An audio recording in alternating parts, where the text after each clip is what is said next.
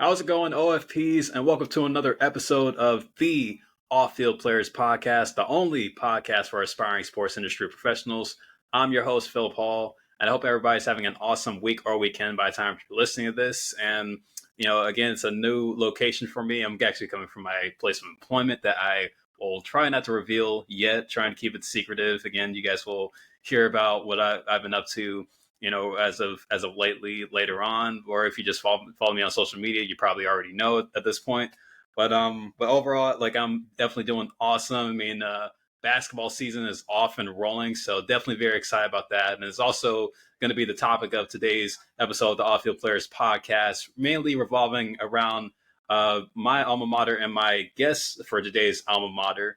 And we're gonna get into it, talking St. John's basketball. It's a new era out in Queens for the Red Storm, and a lot of expectations, a lot of hope, and a lot of hype based around the program this year. And probably the most amount of hype the program has received in the history of St. John's basketball. But we're gonna get right into it today, as I'm going to introduce my guests later on. But before we go any further, just want to remind everybody to make sure to like, comment, subscribe, and share if you're tuning in to this episode on YouTube on the video version. And if you're listening to this episode on the audio version, either on Spotify, iHeartRadio, Google Podcasts, Amazon Music, or Radio Public, make sure to leave 5 stars and give a positive review for the podcast. It helps out a lot. It helps reach a lot more listeners from around the world to tune into the Off-Field Players Podcast. And also, make sure to follow the Off-Field Players Podcast on social media at OFP_podcast on Instagram and TikTok. Again, follow the Off-Field Players Podcast at OFP_podcast on Instagram and TikTok. So with that being said, I want to go further and introduce my guests. Join me for the St. John's basketball hype episode.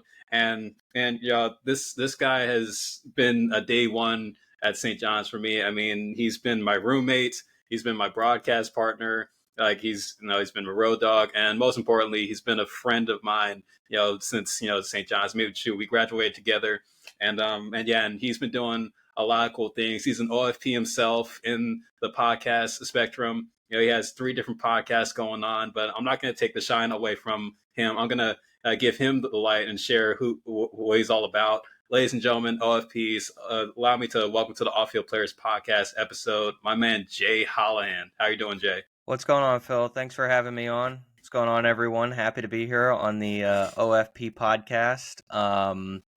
Great to be back talking about St. John's basketball with Phil. Of course, we spent 2 seasons covering St. John's and got to go to the Big East tournament and the Empire Classic. So, we've definitely been around this program and just school in general for, the past 2 years, which we've seen a lot of, some mediocre basketball, but we're really excited for what's coming along the way. And thanks, Phil. A lot going on for me personally right now. Producing over at WDSD, which is a Delaware country radio station, but we are the broadcast flagship station for Delaware football and men's and women's basketball. So doing that right now, and it's been great. Learning a lot.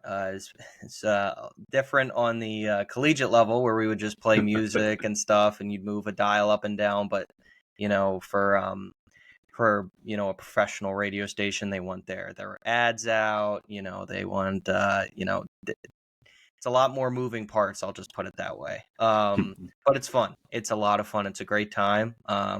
Especially, Delaware is a small state, but it's got a lot of rich history with the university's football team, and a lot of history with the basketball team as well. So excited to get that going. And also the freelance podcasts I've been doing right now, the 610 podcast, Charm City Sports podcast, and 526 podcast, which is St. John's basketball. Charm City Sports is Baltimore sports, and 610 is Philadelphia teams here. It's definitely an up and down ride on that platform, especially since last night. But it's great. I enjoy doing it. Quick episodes, 10, 15, quick hitters about just sports games in general, like recaps and any reacting to anything news wise. But yeah, so it's a lot of fun over there. So any Philly sports out there, Baltimore sports, St. John's, check me out over there. But yeah, Phil, again, thanks for having me. This is great. I mean, I can't wait to talk some hoops. Yeah, man. I mean, I know this. It's been a while, since graduation. A Hmm. lot of stuff has gone on for both of us in the sports realm, especially with us trying to stay around with it. Yeah. But yeah, like highly recommend that everybody go check out Jay's podcast. In Charm City podcast, where he talks about Baltimore sports with from the Orioles to the Ravens. The 610 podcast talks everything Philly sports from the Sixers, the Phillies, Flyers, Eagles, even Penn State, and Penn also State. his St. John's podcast, the 526 podcast, which 526, the meaning behind the title is the amount of wins that Lou Carnesecca, Mr. St. John's himself, had when he was the head coach of the St. John's Red Storm. And really, that's like the perfect segue to really get into the talk about St. John's basketball. Because, I mean, Jay, I like honestly, for what's been happening, and I'll say, shoot, like maybe the past 5 6 months, there has been so much going on at St. John's with the basketball program. And really, the big headline was the hiring of a basketball Hall of Fame coach, all time active winningest coach in college basketball, Rick Pitino. And man, like what a move by St. John's to bring on a legend of the sport, like a legend in coaching and really any sport. And Rick Pitino just coming in, New York native himself, just coming in trying to get St. John's back to the glory days, back when it was like when Lou Carnesecca was coaching, leading St. John's in the NCAA tournament every season, and just pretty much making St. John's like the king of college basketball in New York City once again. Yeah, I mean, St. John's has been, I've been saying a lot. They've been a sleeping giant um, for a while now. And I really think Pitino's the right guy. Rick Pitino's the right guy to bring St. John's back to national relevancy.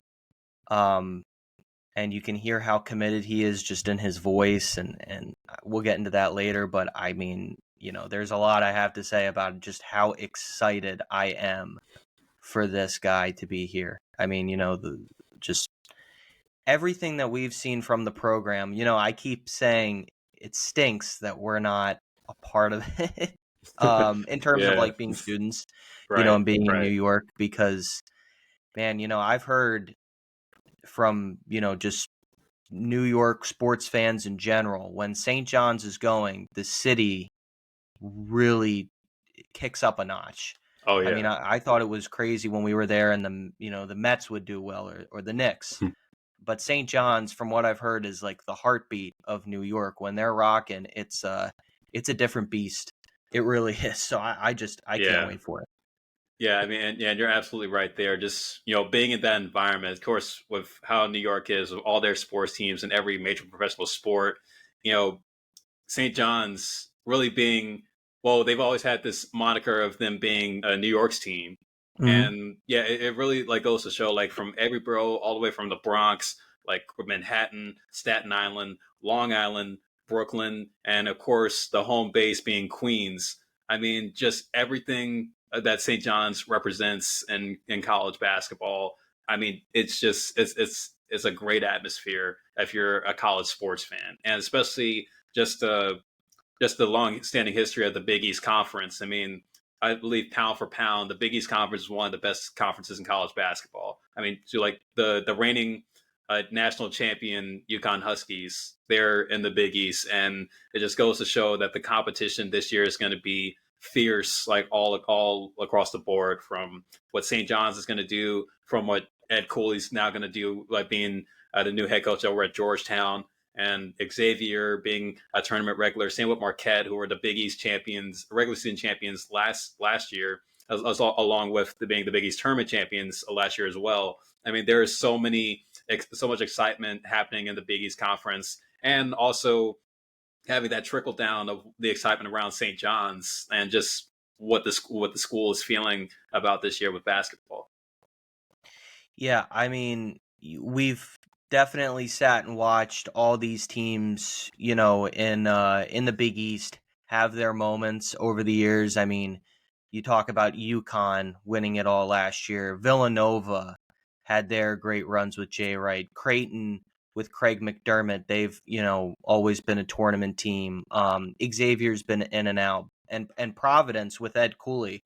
I mean, I was really sad to see him go from Providence to. Hmm. I'm glad he's still in the Big East at Georgetown, Right. but he's been so huge at when he was at Providence, and then Marquette. I mean, what Shaka Smart has done there the past couple of years has been crazy. And we've seen all these teams, kind of have their moments, but definitely excited that St. John's is finally going to get looks like going to get their chance at it. Yeah, and I remember last night when I was coming home from work, I was listening to the Field of 68 podcast, and they talk a lot about Big East basketball on there, and the recent episode that they put out was talking about just what the expectations and what the predictions are going to be for the Big East conference, and they had John Fanta, a longtime FS1 commentator for Big East basketball on there, and one of the questions I was asked was, if you were to take a coach to rebuild an entire Big East Conference school, who would it be? And of course, he said Rick Pitino being one of them. And Jay, just going back to when we found out that Mike Anderson was going to be let go by St. John's, even after he signed an extension for, I believe it was a 6-year extension that he signed, like at the start of last year, and or maybe it was the start of last year if I remember right. But we just knew like what was going on just from the stories that came out later on about just the atmosphere of the locker room, the dysfunctionality in the program, that, and even Father Shanley, president of St. John's, was what his hopes are and what his goals are to help revamp the athletic prowess of St. John's athletics. He, I think what caused Mike Anderson to lose the job was just him not believing in the vision and just the dysfunctionality of the program, which was really a big reason why like Father Shanley wanted to step it up, wanted to find a coach that can help, get St. John's back to again when during the Lou Carnesecca days. And when Rick Pitino, after his 3-year run with Iona, like a small Division 1 school up in New Rochelle, not too far from the outskirts of New York City, still, that was a great move to bring him down, and really also like a redemption tour for Rick Pitino, especially just with all the drama that he faced after his last big job, being at Louisville with the whole scandal and just the whole deal of Adidas and their involvement with it. I mean, this is like Rick Pitino's redemption to trying to get back to the top. It is, and I think for him, especially, he's always, I think, wanted to come back to New York City. I mean, he was the head coach of the Knicks. Hmm. And at Iona, obviously that was, he really did wonders with that program. But I think because of where they are in their conference, I just don't think it was ideal enough for him. And I don't think the school was really willing to commit to him long term. And, he, I think, has always wanted to come back to the Big East, where he started with Providence, had some time there with Louisville as well. Hmm. But, with what happened, unfortunately, that really kind of put kind of a, how do I put this? Just like a Put void. his career on the back burner. Yeah. It really put a huge, curtain over everything he had done. And I think right now, for him, this is looked at as, okay, this is another program I can build back up. I can get Hmm. back to where we'll be nationally relevant. And I think it's important, like what you said about Mike Anderson. I mean, there was a lot of issues that I don't think we really recognized Hmm. um, going on right away. I think once, this season developed, and there was issues with Andre Curbelo, Right. Rafael Penzone on social media, and Pitino spoke about this. He said, "Listen, I want guys that are going to be respectful to coaches, Mm-hmm. go to classes, and guys that live, eat, and breathe basketball." Like Mm-hmm. he said, and the guys that left, there are definitely a handful that me personally, I will always enjoy watching them play. Right. But Pitino, I think with what he heard from Anderson and how he, said, I didn't get rave reports about some of these guys. It's just not going to fit with me, and they can get the opportunity elsewhere. So I think he did it in a respectful way, but Mm-hmm. I think he also did it in a way that he knew I need to win. And in New York City, that's what matters. And Mike Anderson, just, I think part of the problem with what he brought to the table was an exciting defense and a pressure defense, and the defense created the offense, but he never coached in a demanding city like New York. He was Mm-hmm. never in a real basketball program that needs to win now. Like, I think Missouri, they were kind of fine with taking their time. Arkansas to an extent, but I mean, that's just not the fit at St. John's. Yeah, and that was honestly the motive that St. John's fans were looking for when they're trying to find a new coach. I mean, when the rumors got out about Pitino getting hired, it really showed St. John's fans that, oh wow, like we're really in like a win now situation, which the team is. I mean, again, like like Jay, like we're like during our 4 years at St. John's, we never once saw St. John's in the tournament. Nope.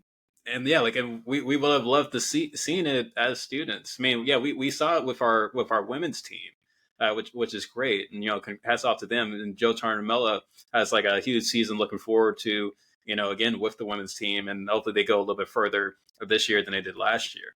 But really, just this whole turnaround, it's almost has the similarities to what Deion Sanders is having at Colorado. Like, and I'm not like gonna like do a whole comparison of Deion Sanders and Rick Pitino, because like I honestly feel like they're two different characters, but I feel like their mentalities are the same. Because when I think about Rick Pitino, what he has in comparison to what Deion Sanders has is he has proper leadership skills, charisma, experience, like great knowledge of his respective sport, and also influence on not just the players but the fans. And Yeah. that's the same with Deion Sanders. Like what he's doing at Colorado, like he cleaned house, like brought in a new batch of coaches, new batch of players. Like he's raised a lot of hype around Colorado football, which is another program that was like in the closet in the Pac-12 for many years, and especially with them being 1-11 last year, and also with this year, even though the hype has kind of calmed down a little bit, like there's still you can still see a major improvements with how the team is doing. And I remember, like I was actually reading Rick Pitino's book, Success is a Choice. This is actually a book that he wrote back in 1998. That was like around the time when he was coaching at Kentucky, when he was coming off winning a national championship with them. And really, everything that I read about his aspects to leadership and his aspects to how he coaches basketball, like he really does put what practices what he preaches. And I've seen just the summer workouts that he's been putting the players through, just the expectations that he has for the players, and even from that recent video that St. John's basketball's Instagram account put out about talking about play for the front of the jersey, not on the back, because when you play for the front, the back's going to prosper. That was a powerful message, and really just goes to show like that Rick Pitino means business, and he's going to stick to his word and trying to get St. John's back to relevancy. Oh yeah. I think everything what you said was spot on. The comparison between Pitino and Deion Sanders. Yeah, I think with the two, just in terms of the programs trying to build themselves back up. I mean, Colorado. I'm not gonna go completely in on them, but they're trying to kind of do what St. John's is doing. They're trying to come back to being relevant, and I think with Deion Sanders there, they definitely put themselves in that position. And obviously Pitino brings from just a coaching experience, more to the table. But I definitely think, you can make that comparison to what they're trying to build in the program itself. Like, I think you saw what Pitino said at Big East Media Day yesterday. He was asked about, how he would have graded their game against Rutgers.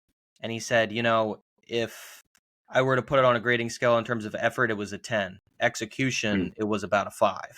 And he said, they're learning how to play defense, which is, what we hold ourselves to our standard as a program. And he said, that's just building a culture.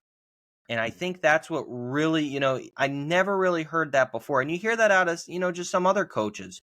You don't really hear them say, we're trying to build that type of a culture, with the team. And just like, as he spoke about, how they grade the players on, low motor, mid motor, high motor, and how they go about defensively. And he said straight up, he was like, they think they know how to play defense, but they don't. And I was just so shocked that he said that, because I was like, wow, they brought in all these transfers and all these guys. And you think about in the past, and I don't mean, to completely harp on Mike Anderson completely, but with Anderson, it was always, sunshines and rainbows. That's all you really heard. With Pitino, it's like, no, they think they know what they're doing, but trust me, I know what it looks like, and what they're doing is not what it looks like. And to us, it might be like, because of what we've seen in the past, it's like, wow, this team looks great. This team looks wonderful. And oh my goodness, but for him, it's like, this isn't my standard. And you guys need to start playing up to it, because right now he said, and I'm sure this has changed, but it was 2 weeks ago on St. John's Media Day. And he said, there are only 2 starters I can guarantee on this team. And if I remember correctly, I think it was Dennis Jenkins and Chris Ledlam, if I'm correct there. Yeah, And they said the Jenkins and Ledlam. And notice he didn't say Soriano, who led the NCAA in double doubles. It's like, wow, it's different. You would have heard at some coaches, it would have been like, oh, Soriano's the star. With Pitino, it's, holding the star player to that level of accountability. And when coaches see that, some of the other guys are like, whoa, he's not even saying, Soriano's starting. Like, what? So it's just, and it's not he's doing it to be, a jerk or anything, because I think, as we heard, I think also Jordan Dingle say maybe. So many new faces. I'm just trying to keep up with it all. But, I think we'll get more into that later. Yeah. I think he said, Patino's very personable. He can really make a connection with guys. And I think that's what's huge about him. And I think you see that with Deion Sanders too. Like, he wants to make connections with these guys. And I think that's great to have in a coach. Yeah, I mean, with Pitino, just like his leadership style is something that really speaks to the success that he's had in every place that he's coached, from UMass to Providence, like the Knicks, like the Celtics. I mean, Kentucky, Louisville. I mean, yeah, and like now, hopefully, with like being transferred from Iona over to St. John's, he could bring that same mentality. But really, there was a reason why Pitino like told the guys that we were used to seeing, during our time there, like from Posh Alexander, Donate Wusu, like Andre Curbelo, those guys. And even though, yeah, it was a shock to us, like, oh man, like they're transferring out. I mean, like they're just leaving by the boatload. Some of them staying in conference. We know Donate Wusu, he transferred to Seton Hall. Posh Alexander transferred to another Big East school in Butler. I mean, it's just so much was just changed, and like immediately right when Pitino was hired. But for the guys that he was able to bring in, though, I mean, like I'm sure he could spot basketball talent from a plane, and just what I've seen, because like I checked out the clips from the exhibition game that we had against Rutgers last Saturday, and just knowing that the game went to double overtime, but we were still able to pull it out. I mean, it just shows the hunger and the coaching ability of Rick Pitino has coaching the clutch. I think, when I thought about Mike Anderson, I think it was just, like the magnitude, like you said, like the magnitude of playing in New York is tough. I mean, like, especially with how the media can be, like, and like, because we see all the time, like, with how the media is, like, towards the Knicks, the Yankees, the Mets, the Jets, the Giants. But like in St. John's, they get the same amount of pressure when it comes to just performance. And, like, yeah, New York is a type of sports town that accepts nothing less. And, that's what they're really hoping for St. John's. And I think when I think about Rick Pitino, he's able to handle that kind of pressure because he's coached in that kind of environment. And I really just also think about the timeline of how many coaches that St. John's have had since Lou Carnesecca retired. Like from Mike Jarvis to Norm Roberts to Steve Lavin to Chris Mullen to Mike Anderson, and now Rick Pitino.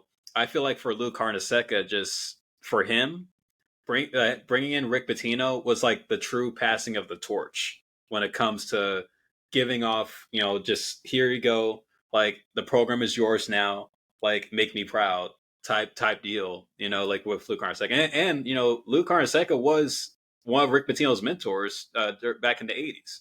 Oh yeah. Patino has talked about it so much. He's talked about how he really, with Lou Carnesecca, he's wanted to bring the program back to where Louis had it. He brings that up all the time. And Louis was the one where I think had to give, kind of the thumbs up on bringing in Pitino. Maybe not, wholeheartedly, but like I don't think he was the final decision. But when people realized that Louis had, had the, Father Shanley's back on this, had Mike Craig's back on bringing in Pitino, I think the fan base just went nuts. I mean, Louis, is in his late 90s, Yeah, and the fact '98. that he's Yeah. showing up to that press conference, taking pictures with Pitino, it really gives you goosebumps, when you think about, and obviously we never got to watch Louis coach, but you hear the stories and you're like, wow. I mean, the old Big East. I think a lot of Big East fans, St. John's, fans, and the diehards that have been around for decades. That was something really special because, like you said, I mean, he was one of his mentors. Pitino raves about Lou Carnesecca. He loves telling, like, you can see the look in his eyes when he speaks about him, when he speaks about the stories of playing against him in the 80s and the great battles that he had with Louis. And I think, he is nostalgic for what the Big East was. And I think he really misses that. And I think he's getting that now. When you look at the coaches and just the Big East as a whole, Mm-hmm. it's the meeting of the minds. I mean, that Oh is yeah. just, it's unbelievable. You think about the characters. Now you add a Rick Pitino, you've got a Dan Hurley, Greg McDermott, Sean Miller, Shaka Smart. It's Cooley. I mean, it's a lot of just great basketball minds, great basketball tradition, and it's really exciting to be a fan of the Big East. I mean, you spoke about it. It's, in my opinion, I take it for the best, pound for pound, best conference in college basketball. I put it up there with anyone. Oh yeah, and I think also with like Patino coming in, he's actually just loaded up the schedule. I Yes. mean, him and Mike Craig. I don't know what they've been plotting when it comes to giving us, like just blockbuster games. But I mean, this year, and me and Jay, like you and me could attest to this too. Like when we were going to the games and when we were broadcasting the games through WSJU radio, we never felt that we had like a big, this is a game everybody's gonna be tuned into type moment. Where yeah, like the Big East schedule, like yeah, that's one thing. But I'm talking about like for non-conference games. I mean, we've I mean, like people wouldn't even think like about the schools that we've broadcasted against. We've called games against Colgate, against St. Peter's, against Lafayette's, like a bunch of teams that probably don't get a ton of relevancy just probably all based off their geography, but also really just based off of their prowess. But this time, though, I mean, I really felt like just looking when the schedule got released this year, this is like a true old school St. John's schedule, with the standard Big East Conference schedule. I mean, like I have the schedule up on my laptop right now, and they're opening up the season against Stony Brook, local, Long Island college that they can compete and can run up against the best of them, like some of them for the most. And then you look at the Gavitt tip off, and just probably one of the biggest Gavitt tip off games that St. John's has had in a while, with playing against Michigan at Madison Square Garden on November 13th. So that's going to be a big one. And then you got your like run of mill preseason tournament, like the Shiners Children's Charleston Classic down in South Carolina, when they're going up against NIT champions North Texas to open up the tournament. And then there's other teams like Dayton and LSU, other tournament regulars in there. Then you have Holy Cross, and then the Big 12 Big East battle against West Virginia in Morgantown, and then Sacred Heart. And then you have a showcase game against Boston College, a pretty well-known ACC school. And then like a real true old school college basketball rivalry against Fordham at the Garden on December 16th. And then after that, at least in the Big East Conference play. So not only are we seeing a big change in just the players and the performance of the team, but we're seeing a change in the schedule, like games that people are actually going to be tuned into. I mean, again, like I feel like the schedule that we had last year didn't really have like a ton of expectations, and they were kind of like easy wins in a way. When you think about just, oh man, like, even though we're playing against these teams, it's not going to help us in the top 25. And going into this year, with the recruiting class and the transfer portal acquisitions that Rick Pitino made for the team, I mean, they were projected as a preseason top 25 team. I think we were 23rd on the AP poll, and then like it's now we're talking about being a top 5 team in the Big East, and when you're playing a conference like the Big East, if you finish top 5, like that pretty much secures your spot for March Madness. Oh yeah. I think you put it right on the tee for me. The schedule that we had the last couple of years was for Mike Anderson's plus 500 record. Right. Which was something that he really, that I think St. John's looked at back in 2019 when they were trying to make the hire, and they said, okay, our fans want consistent winning. There we go. We're just going to get a guy that's going to, plus 500 record, easy wins. And I don't want to say like easy wins, but, I mean, we played LIU Brooklyn and barely beat them. That kind of tells you enough. But when you look at now, and I think people really hounded Mike Craig for that. And now you see what Mike Craig is doing with the schedule, and you look at where they're going, and you look at, Michigan, second game of the season at the Garden. That's nuts. Like, that is crazy. We were playing Nebraska last year at Carnesseca, and Rick Pitino has talked about it. He said, we should not be playing a majority of our home games at Carnesseca. I want it to be, we're playing at Madison Square Garden because that's our home. That's, that's big the home time. away from home. Oh, yeah.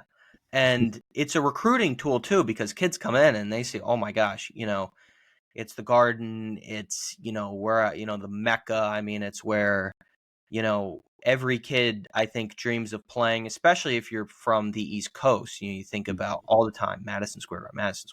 So that's huge. And especially kids in New York. The Knicks play there. And, getting to play on that hardwood is something special. Being there for the Big East tournament, we'll get into our WSJU talk, but that was something that was so cool. And I can't wait to talk about that. But with the schedule, back to that, you look at it all the way through. There's a lot of opportunities for quad 1 wins, right? Big net boosts. Like, as much as I think we enjoy following, some of the other teams in there, and we see their quad 1 wins all the time. We see these big marquee matchups. Now St. John's is on that stage, and it really speaks true to how big of an impact this guy is having on the program just right off the bat. Because, I mean, right away, you're just seeing all these, crazy matchups. And going down to the Charleston Classic is going to be a huge opportunity for this team and really something special because, St. John's hasn't played. I can't even remember the last time they played in a big tournament, preseason NIT tournament like this one. So this is going to be really sick. Yeah, I think like the Empire Classic when you, me, and Thomas Cavanaugh when we covered that last year. Like there's some pretty solid teams in there too. Yeah. Like, you had like Richmond from the A10, of course. Temple and Syracuse. Like another team that's probably going to have a a bit of a change going forward, especially with Jim Boeheim now like on greener pastures. But I mean, yeah, it's incredible to see. Just looking at the schedule because not only does this help St. John's on like the ranking side? Because like those quad one wins are definitely going to help when it comes time for a selection Sunday when everybody's fighting for their spots to get into March Madness. And of course, Rick Pitino's number one goal is to get St. John's to the big show. He's not talking about CBI. He's not talking about the NIT. He wants the big show. He wants March Madness. And this is the opportunity to do it. And this is the schedule that he and Mike Cragg assembled that's going to get them there. And also this is great for the fans too, because, again, like, and I know we're referring a lot back to the Lou Carnesecca days, but you have to remember, Lou Carnesecca, he went up against some big dogs during the regular season. And just to have, these schools like on the bill for this year, like there's been an increase in season ticket sales for St. John's. I think literally probably the first month when Pitino got hired, the season ticket sales hit 3,000 instantly. And even, like from tip off and I don't even know like you and me weren't there, but tip off, they had a pretty strong turnout and and aside from it maybe probably was 2 Chainz, but I think also just the magnitude that they're feeling around campus, because I was talking to one of my buddies and he was saying how even though things may have changed differently, like there's just a whole nother vibe around St. John's. I mean, like the students are starting to get back into it. Like they're starting to feel like, oh yeah, like I'm excited to go to the games now. Like, yeah, we're going to get more games at the Garden, right on. And, even though it does put a hole in the students' pockets because, going to the Garden for every game, it's not the feasible thing to do. But at the same time, it does really show that, just the prowess of what St. John's represents for New York City, what St. John's basketball represents for the university itself. I mean, this is a great time to be in it. And I just want to, go a little bit more into just the player impact as well, because we saw the new guys that Pitino brought in based off recruits and the transfer portal. And just to kind of go a little bit back to comparing Pitino to Deion Sanders, I think what the NCAA's biggest mistake was having the transfer portal even exist, because because a big comparison between Pitino and Sanders is that they abuse the mess out of the transfer portal, especially with the talent that they can pick up, and especially with the influence of now being in the NIL era, can do for a program and having a big rebuild turnaround. Oh yeah. The transfer portal, I mean, Pitino talked about it. He said, you got guys now that are basically on 1-year contracts. Right. He said, and I mean, it's true. Like, and you've got, there's been a lot of growing pains with it. And I think it's not perfect science ever, but they need to try and figure something better out, because it is true. I mean, you got kids that are in college, just kind of picking and choosing where they want to go, and the NILs, and there's no real governing around that. And that's been, kind of a big topic of conversation about how much kids are getting offered and that there's no cap on it, which is, also an issue. But,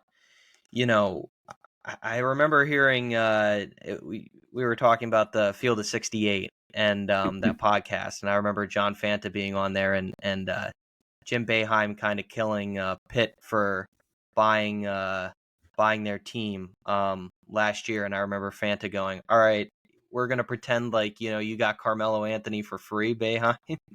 So it's kind of it's there have definitely been, I'm sure, instances before where there have been things, but now that it's more public and you see the NILs and what these coaches can do, it's another reason why I said St. John's has been a sleeping giant.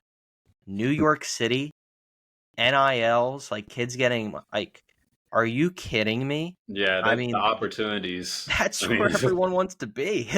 right.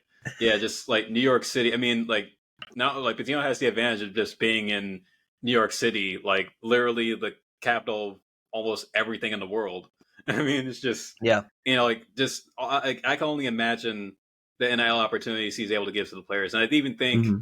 in the press conference that he did when he was hired, like he mentioned like Joel Soriano and how and one of the reasons why he wanted to keep Joel on because like there's only two players from last year's team that Patino kept on, Joel Soriano and Drisa Traore. And for Joel, he's the captain. He's going to be Yeah. the main guy. He's like the Kareem of St. John's in a way. And just what Patino said about the opportunities that he's going to give to Joel on the NIL side. Joel said like he wants to use NIL to take care of his family, and Patino said we're going to make that happen for you. We're Yeah. going to give you the opportunities. We're going to do everything we can to get the alumni back into play and start bringing in some money for the program. And I think even also that that event that St. John's did the other night, I think it was last week, where there was like a basketball gala where all the alumni came out and like in a really nice area in Manhattan, and Patino did a press conference. Like Father Shanley was there. I think even Mike Cragg was there, and yeah, it was really pretty much used as a fundraising event to have the alumni donate to the NIL fund so they can help the players out. And just that right there, just that initiative, I mean, it's impactful.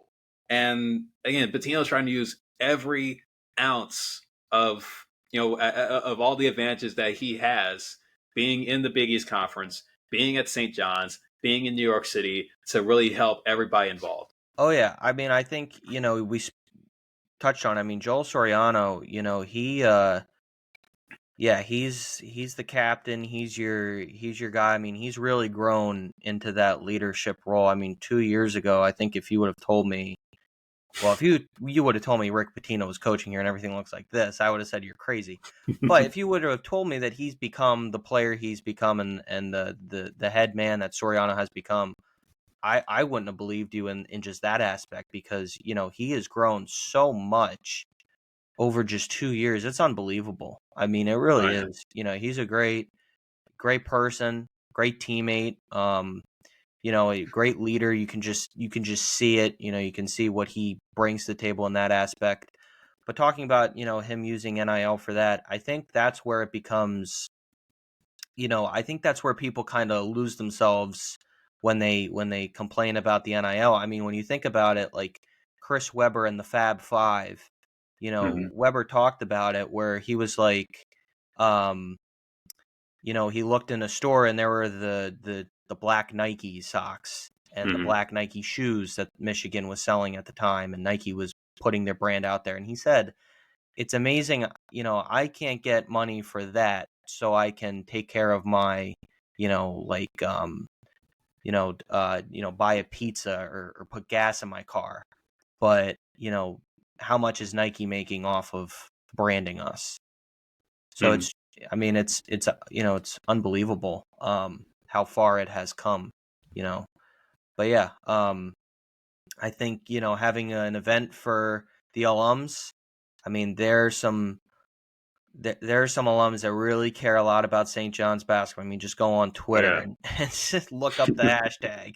You'll find a lot of people just bought into it. It's its own little family, and you become to know everyone, and it's a really fun fan base, and I'm really happy to be a part of it. Yeah, it's the same here, man. I mean, yeah, just knowing what we felt as students, just understanding like just the history of what St. John's is as a basketball school. Because yeah, like remember, but like St. John's doesn't have football, so we Yeah. don't necessarily get hyped up for football season, but I mean, like, yeah, you could go to Rutgers or somewhere else in like the tri-state area for that. I mean, like, or go to UConn. I mean, they have Hmm. football, but for St. John's though, I mean, basketball has really just been like the heart and soul of the school. I Oh yeah. mean, yeah, like no, St. John's has other great athletic programs. I mean, like our soccer team has been great. Baseball team has been definitely solid for many years, going to the College World Series. I think 5 times, I would say. And yeah, like St. John's really, like, at the end of the day, revolves around basketball. I mean, like, in heart and soul of what college basketball is in New York City, and really a reason why, another hope that I have for Pitino is that he can bring that nostalgia back to where, like Lou Carnesecca, he brought in a lot of local guys. I mean, Chris Mullen, he brought, like, from New York. I mean, like a few other well-known players like Malik Sealy, like, from New York. Mark Jackson from New York. I mean, kids that grew up in New York City and played high school ball in New York City, most of the time, like, they were looking at St. John's to go play their college career at. But nowadays, it's different. I mean, I was really hoping that Ian Jackson, big high school 5-star recruit. He's going to be a McDonald's All American this year, like at the Colonel Hayes High School in the Bronx. I was really hoping that Pitino could try to snatch him up from his commitment from North Carolina, just how he did Simeon Wilcher, Hmm. and try to bring him in. But just to go a little bit more into the player side, we think about just him using the transfer portal. Like I got the roster here where he's brought in like a lot of his guys they coached at Iona, from Cruz Davis, Sadiku Ayo, and of course Dennis Jenkins, who's going to be put as the starting point guard for the season. And then even just branching out a little bit more, getting Naheem Ali from UConn, Chris Ledlum, who's a grad student who's using his last year of eligibility, coming from Harvard, RJ Luis, who is at Rick Pitino's alma mater in UMass, Zuby Ejiofor, Kansas transfer, Sean Conway, VMI transfer, Glenn Taylor Jr. coming all the way from the West, and the Pac-12 being from Oregon State.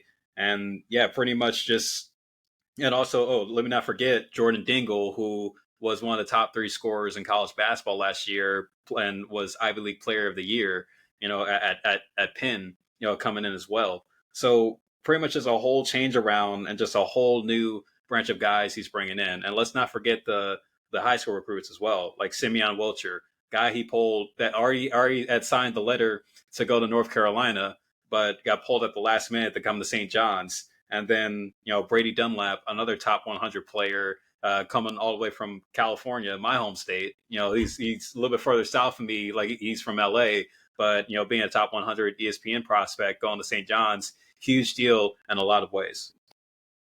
Yeah, I mean, you look at where everyone came from, and you see kind of the base of recruiting, and especially trying to get kids to stay in New York.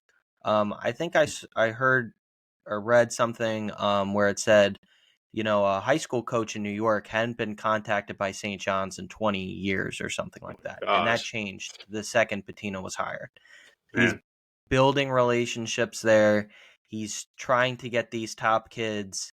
I mean, I remember we were, falling all over ourselves that we got AJ Store last year. Mm-hmm. And, He was like the highest recruit oh yeah.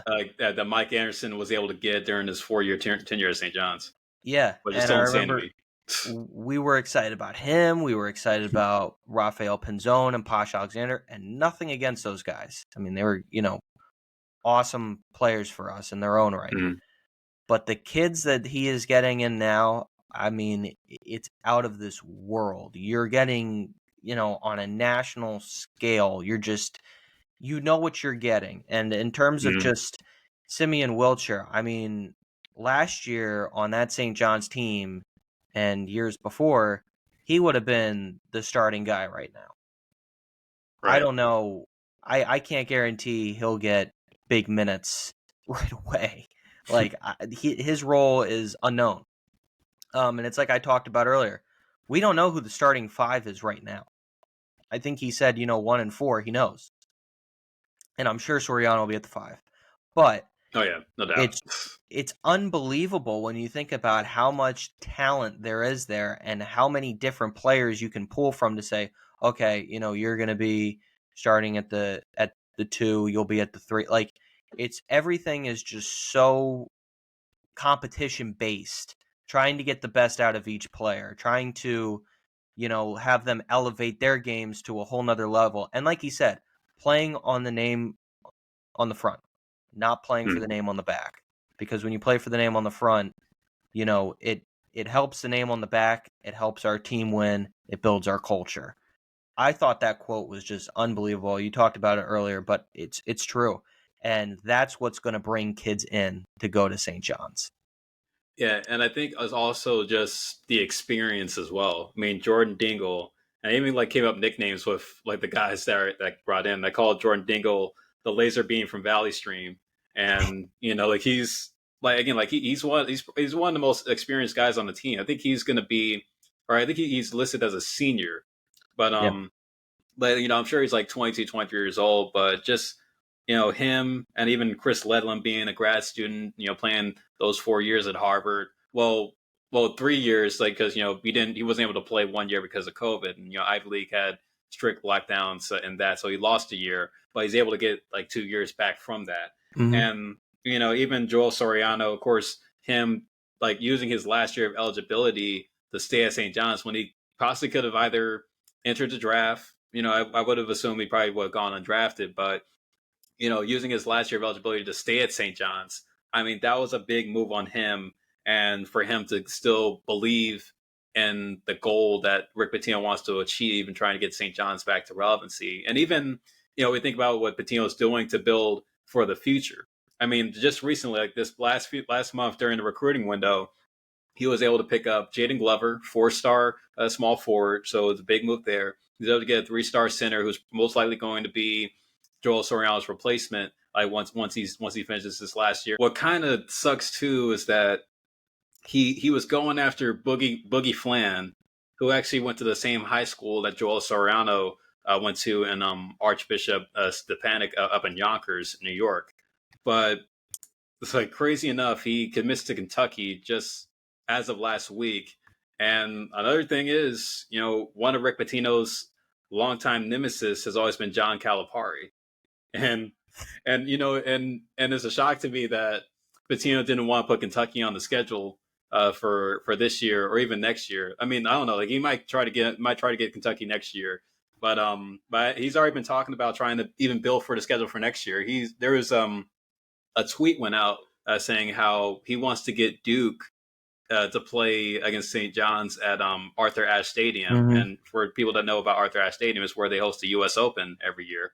And even trying to get a school like Alabama, another rising college basketball program, to play at Madison Square Garden. And yeah, I say rising college basketball program in Alabama because their football team has been kind of been on a downturn as of lately. Even though they are still top 25, I think Alabama's starting to become like relevant in basketball now. So there's that. Yeah, playing Kentucky would be huge. I mean, that rivalry between those two it's gone back a ways. But the Arthur Ashe Stadium idea, taking on Duke, would be just Duke and St. John's. They played each other here and there throughout their history. I mean, in the Fran Fraschilla days back in the 90s, they would schedule Duke, and I think Mike Jarvis had them on the schedule a little bit. But that, rivalry kind of seeped off there as I think, the 2000s and into the Norm Roberts age. Had that crazy upset win against them in 2018, though, which was interesting. But yeah, and you think about Arthur Ashe Stadium, the U.S. Open. I mean, that's like putting, that's like those pictures you see of basketball courts on the big ships on the Navy yard. Right. Like it's so funny to see, and it's going to be if they can get that done, and that would be huge, just for the area in Queens in general. I mean, playing a game at Arthur Ashe, I mean, that's going to really send the people nuts. And taking on Alabama at the Garden, I mean, like you said, Bama is becoming more and more of a basketball prominent school. Football, they always, they love their football down there. But Yeah. yeah, basketball is really, it's catching down there too. They're really taking to it big time with their program, and playing them would be, just huge on also a recruiting scale, especially if you can beat a SEC team, especially with the pool that Bama gets in the polls. Unbelievable. Oh yeah, I mean, definitely big expectations for that, and hopefully that does happen. I mean, Yeah. it'll be really it'll be insane if we can literally play Duke at one of the most historic sporting venues in New York City. Or they're like, well, not to knock the Garden, because I think the Garden is like the Garden and Yankee Stadium are like the ultimate Hmm. historical sporting venues in the entire city. But to get them there though, I Yeah. mean, that will be huge just from a fan perspective, a marketing perspective. I mean, you could just think about all the hype you can build on that game alone. And I don't know, maybe in the future that might be a future national championship game. Yeah. Like fingers crossed on that one. So but Yeah. yeah, we'll just have to see though. But yeah, like Jay, I just want to go more into just the WSGU side Yep. for it. And like, and even shout out to all the folks holding it down still at WSGU, even though like me, Jay, and Thomas are gone, like at least in WSGU sports specifically. But yeah, I mean, we've had like a lot of big moments that we've captured during our time dealing with WSGU, and I'm sure for this year, with the broadcast team that they're putting together. I know like Michael D'Angelo, Frank Labella, like they're holding it down for us now. But yeah, like, they have a lot to look forward to when it comes to covering St. John's basketball this year for sure.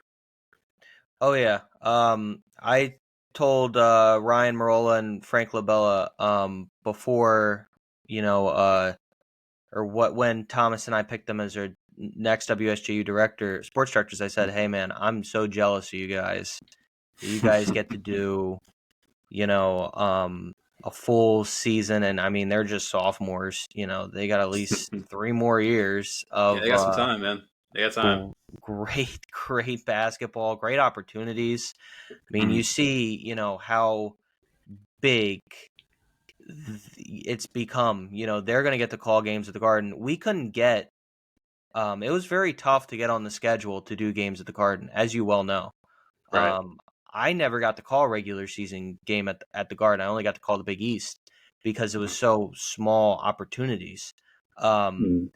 and and things would come up, and I just couldn't make it. But you know, to call games at Carnesseca was really cool. Um, but calling games at the Garden is next level. The Big East tournament. We sat in that press conference last year with Ed Cooley, remember, and he just went on a 5 minute, 10 minute rant about how this is the best tournament, this is the best arena in college basketball, in sports, and he had me wanting to run through a brick wall. Oh Um, yeah.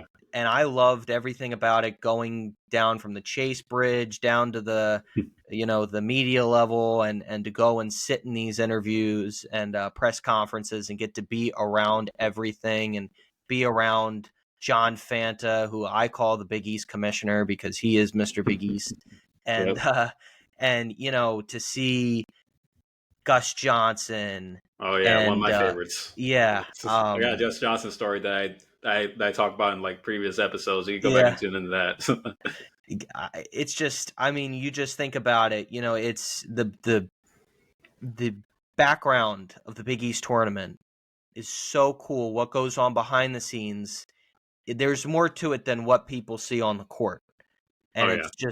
it's something that they're going to enjoy for the next 3 years. Ryan and Frank, it's going to be Hmm. awesome for them, and the basketball they're going to cover. And I mean, for us, you talked about it. I mean, we covered the Empire Classic and that St. John Syracuse game, and that was like the peak. That was like, oh my goodness, Jim Boeheim and the old Big East, rivalries and all that. But now it's like you're going to see some new rivalries. This is, a new era in the Big East, and they're going to love it. Yeah. I'm thrilled for them.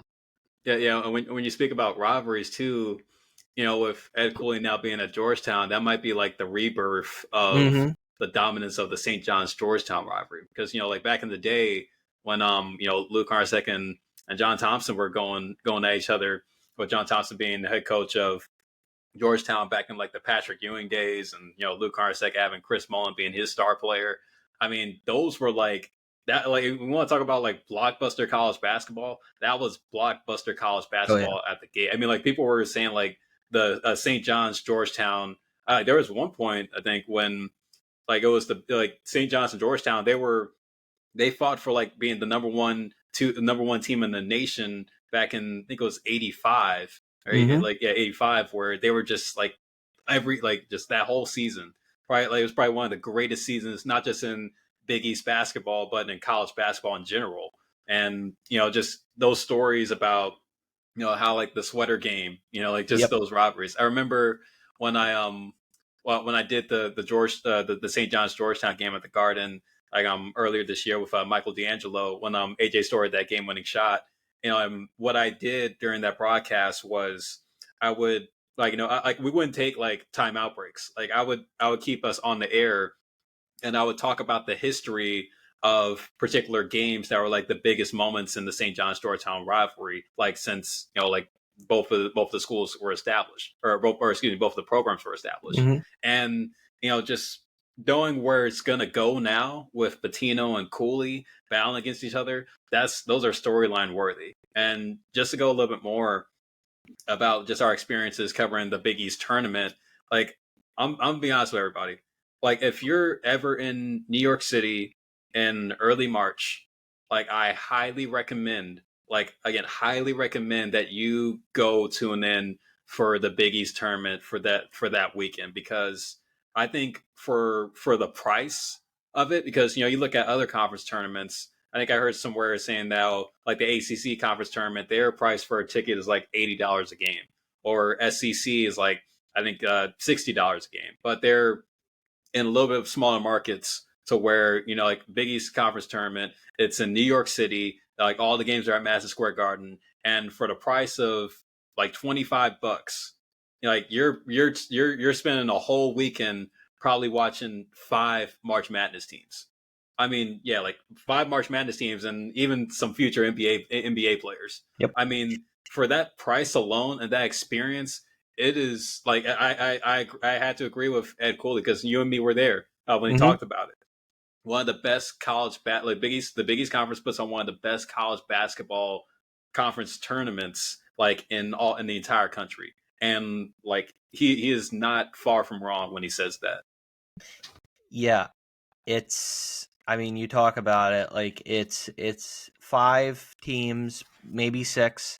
In this past year, we saw some great games, and I mean even some games that it's like you got some bubble teams that might make it in, like the Seton Hall DePaul game we were there for, and the way Mm-hmm. that went down to the wire, Seton Hall needed kind of a big deep run in order to make the tournament, and they missed out. But it was like, even though it was Seton Hall DePaul and it's not a big game, that was a classic.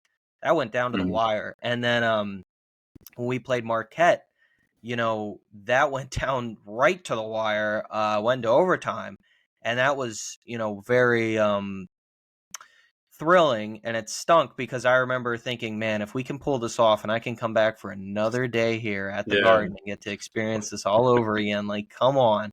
Because it's really fun. And I had our play-by-play guy here at where I'm working at WDSD, Scott Klatskin, who's a huge college basketball fan. He was talking to me about UConn. He was like, "Did you think UConn was going to be, national champions when you saw them?" And I was like, "Honestly, no.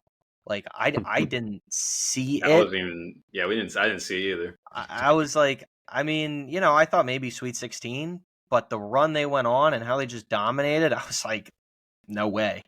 But that was yeah, they went on a ride, and it was cool to get to see them. It was cool to get to sit, no less than maybe 5 feet from Dan Hurley in the press conference, and watching Sonogo go at it, and it'll be exciting to watch them this year. But UConn in the Big East also, and St. John's, now that St. John's is going to be up there, that game is going to be unbelievable, with all the hype, because UConn claims Madison Square Garden's their second home, south of Stores. And I know a lot of St. John's fans it's payback time. It's payback time for that.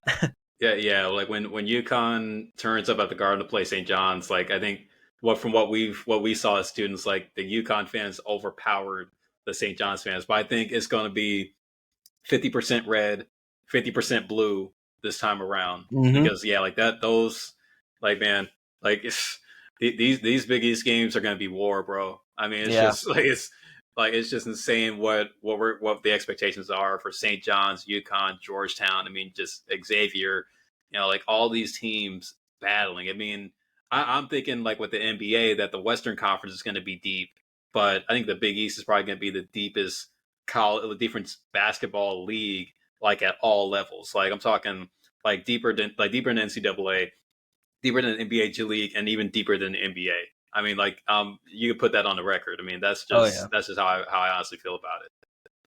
Yeah, I think you hit the nail right on the head there with that. I mean, it's a great conference, and it's definitely great to be a fan of a team in it, and especially St. John's right now. So just so thrilled for the season coming up. The expectations are just through the roof. Yeah.